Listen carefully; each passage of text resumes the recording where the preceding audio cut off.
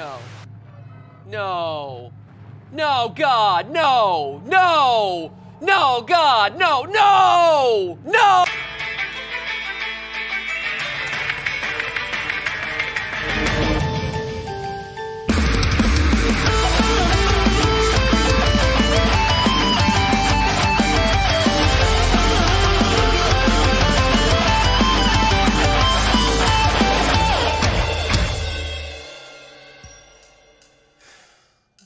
Screw it. Let's talk about this thing.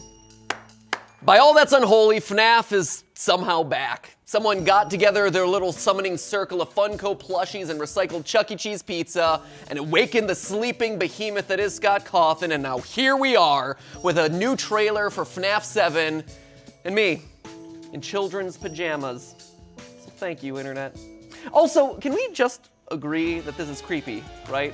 Not me wearing kids' PJs, certainly, though. Come to think of it, that is really weird. No, the fact that I'm in a nightie that is dedicated to an animatronic that gets dead children stuffed into him. It's odd, man. Merch in 2019.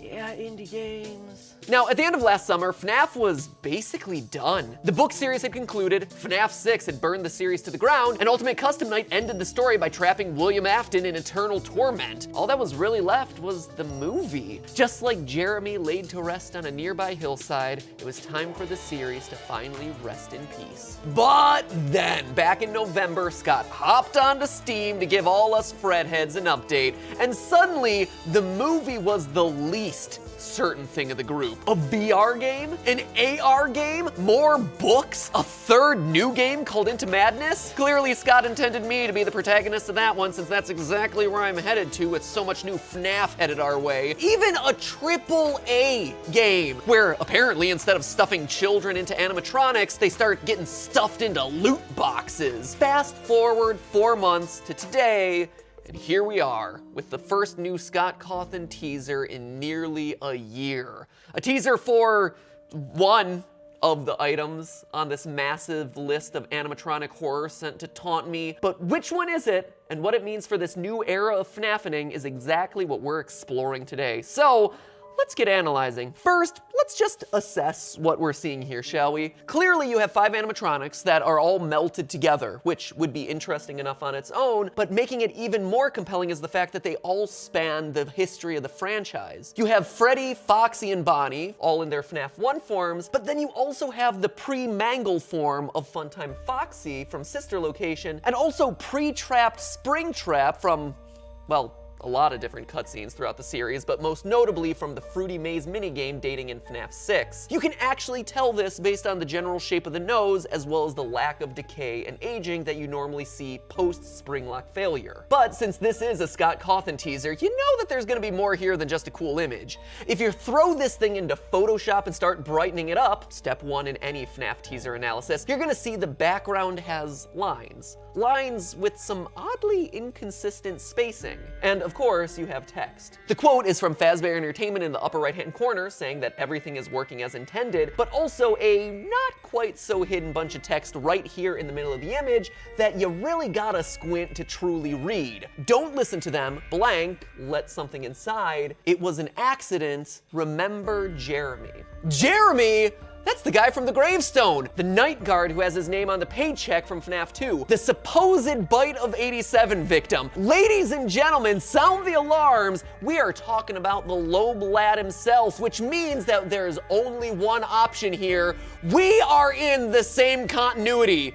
Cue the party horns and cheerful children sound effects. I know we were all eager to throw out our textbooks at the end of last semester, guys, but it's time to break out FNAF Lore for Dummies one final time. Whoopity-doo! Who's excited? This guy, I guess. Now, creating my own ARG over the last couple months has taught me a lot of things, specifically better ways to hide and code messages. And one particularly effective but simple way to do it is by opening image files as text files. So if we open this image file in Notepad, we actually get our answer to that first missing word. Don't listen to them. We let something inside. It was an accident. Remember Jeremy. So with all of that evidence compiled, let's start analyzing before we start digging deeper.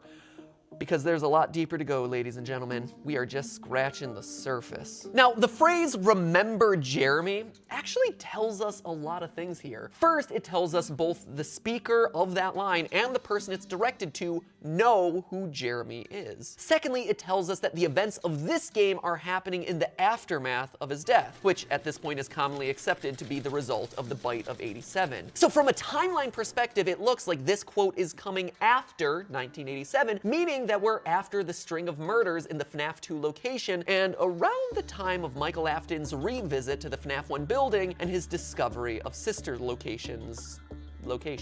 In fact, knowing where in the timeline this quote must fall and seeing those lines in the background of the teaser, my mind immediately jumps to prison bars. Now, that seems like it might be a stretch. Clearly, these are just meant to be tiles, and while yes, that's probably what they are, the inconsistent spacing still felt weird to me, and it resembled the narrow strip of horizontal bars that many prison doors have. Now think back, way back, to when this story first started. Back to the secret newspapers from FNAF 1. The things that first told us that there was a deeper story to begin with. Quote, "Video surveillance identified the man responsible and led to his capture the following morning," end quote. And on the follow-up story, headline, "5 children now missing, suspect convicted. While the suspect has been charged, the bodies themselves were never found," end quote. So if these newspaper clippings are still considered canon, this former employee was convicted, meaning that they found him guilty, and as a result, most likely he went to prison for his crime.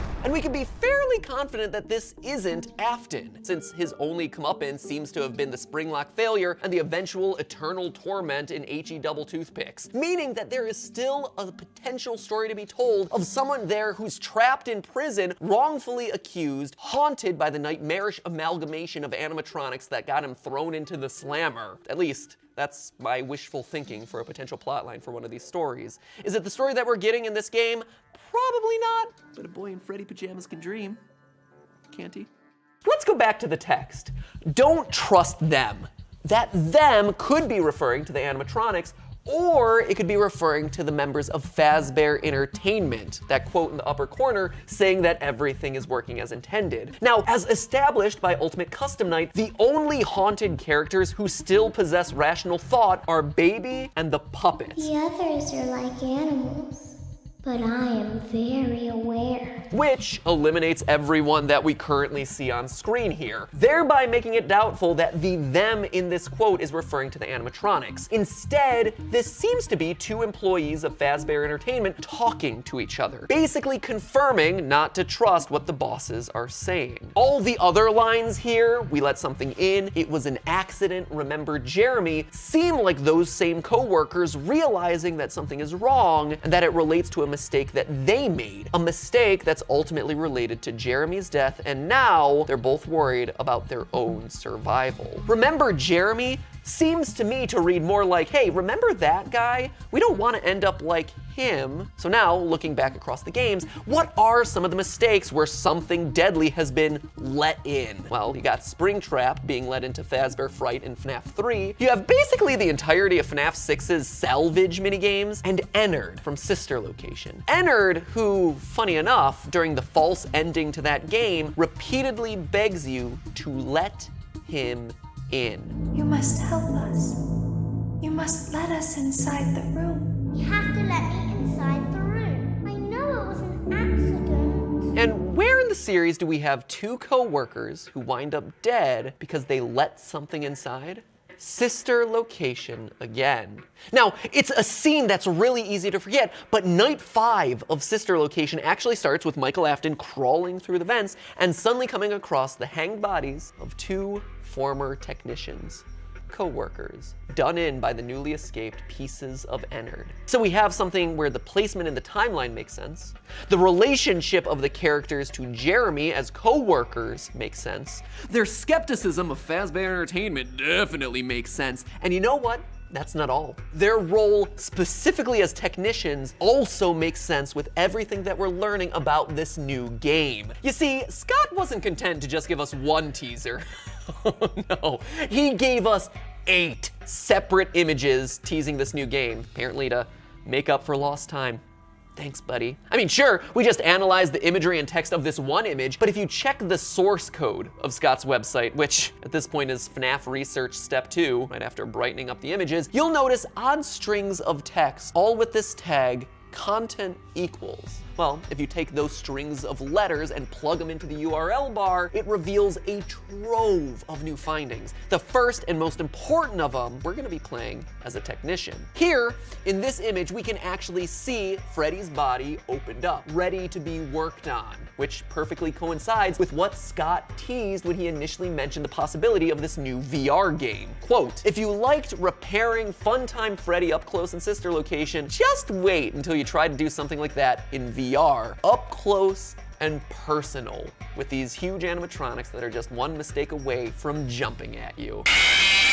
Another of these images, the one of Bonnie without the eye, also is teasing at this idea of no longer being a guard, but rather an animatronic tech having to repair all of these robots. So could the main story of this new FNAF game actually be the story of these two hapless technicians who end their lives in an underground robotics bunker? If the quote on this teaser is to be believed, the answer seems to be a solid yes. If it is, it even relates back to the title of the game. You see, going back to look at the source code yet again, you see that the original teaser image is listed as hw.jpg.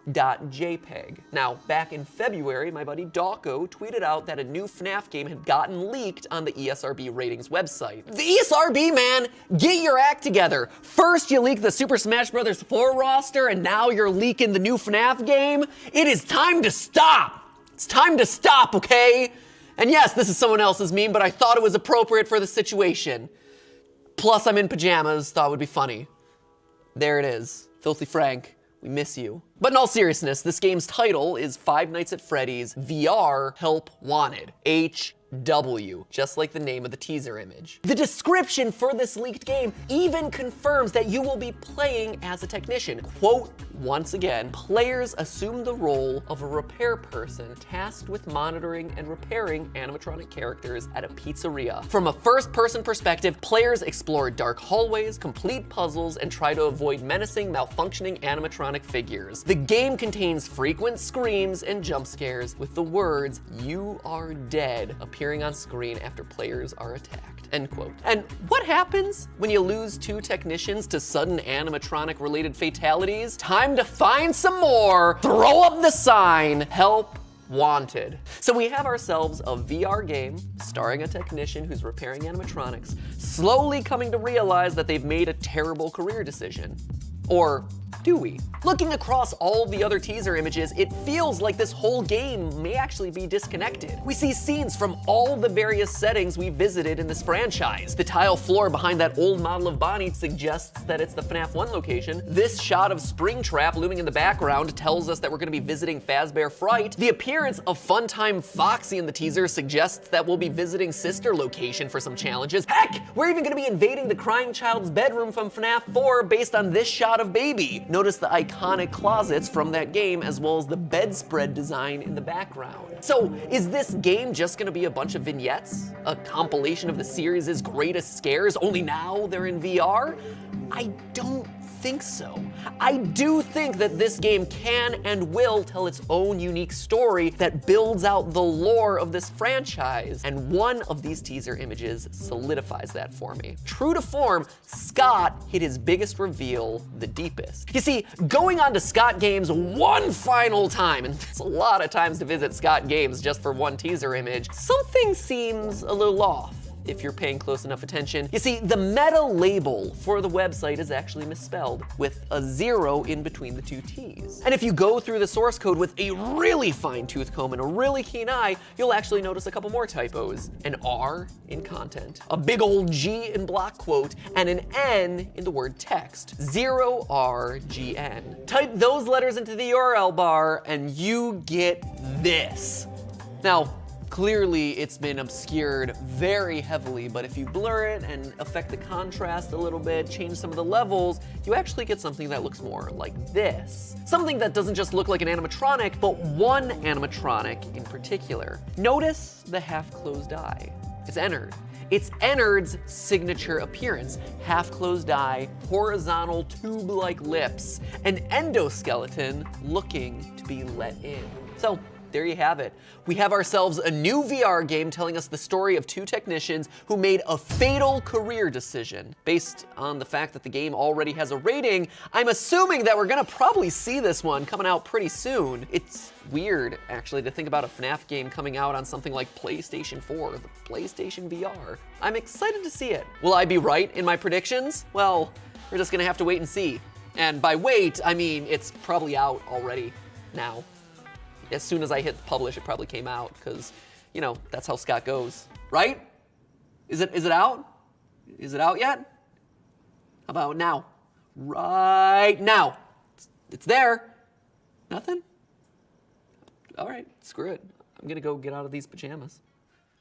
But hey, did you notice the new Theoryware? We call it Chaos Theory. It's a name that I have a lot of fun with, and it's available right now on the merch site. Link is down below in the description, but hold on, while you're down there, you can actually win yourself $100 in Theoryware. And not only that, get a personalized note from me as well as the rest of the team over here on Team Theory. All thanks to our sponsor for today, Honey. Sure, I may be willing to spend hours investigating cryptic images online, but when it comes to online shopping, not even I'm willing to put in that much effort to just find a bunch of expired coupon codes. But with Honey, a free browser extension, you can actually get the lowest prices online without even having to put in an ounce of effort. And it works wherever you want to shop online, be it Walmart, Amazon, Best Buy, eBay, Sephora. Whether you're buying a video game, cat food, or a hair dryer, it just saves you money. Not using it is literally just throwing your money away. I recently bought Steph a bunch of hair and beauty products as gifts for Christmas, and Honey, no joke, saved me over $60.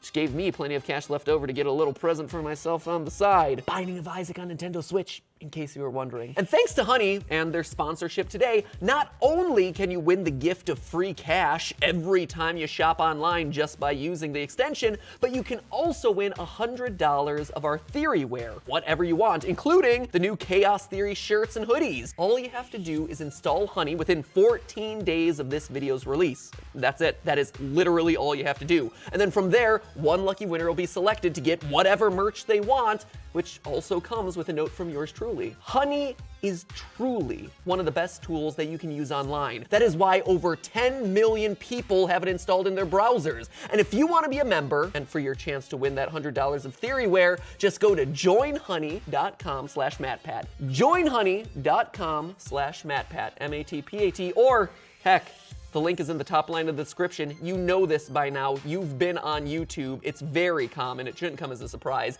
Honey is literally only 2 clicks to install. So remember, that's joinhoney.com/MattPat. Start saving and enter that Theoryware contest today. Now, if you'll excuse me, this FNAF teaser actually has something else that I need to talk about, but that is for next week.